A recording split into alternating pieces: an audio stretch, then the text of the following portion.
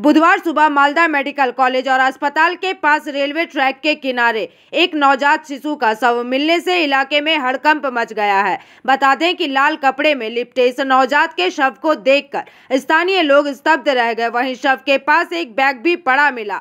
स्थानीय निवासियों का अनुमान है कि नवजात का शव संभवतः आसपास के किसी अस्पताल या फिर नर्सिंग होम से लाकर यहां फेंका गया है। घटना की सूचना मिलते ही रेलवे पुलिस मौके पर पहुंची और शव को कब्जे में लेकर जांच शुरू कर दी है। इस विषय में स्थानीय निवासी दुर्गा पाल, स्थानीय दुकानदार अजीत प्रसाद, रास्ते से गुजर रहे एक राहगीर अभिराम सूत्रधर ने इन सभी ने इसे बेहद निंदनीय घटना बताते हुए अपनी बातों को रखा। इसके अलावा रेलवे पुलिस अधिकारी सुशील कुमार दास ने बताया कि शव को पोस्टमार्टम के लिए भेज दिया गया है तथा आसपास के सीसीटीवी फुटेज भी खंगाले जा रहे हैं। फिलहाल पुलिस पूरे मामले की जांच में जुटी है और यह पता लगाने की कोशिश कर रही है कि यह नवजात किसका था और शव को यहां क्यों फेंका गया है।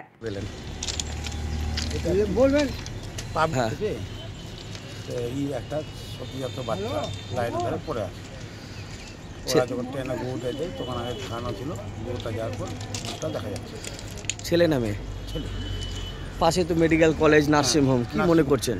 মনে হয় নার্সিং হোম থেকে ফেলছে। এই যে এইভাবে ফেলে যাচ্ছে ওপেন, এটা কি ঠিক? এটা তো ঠিক না, আমাদের তো কিছু করার না, যে রাতে ফেলে দিয়ে যায় কি আমাদের কি করার। আপনার খবর পেয়ে আসলেন?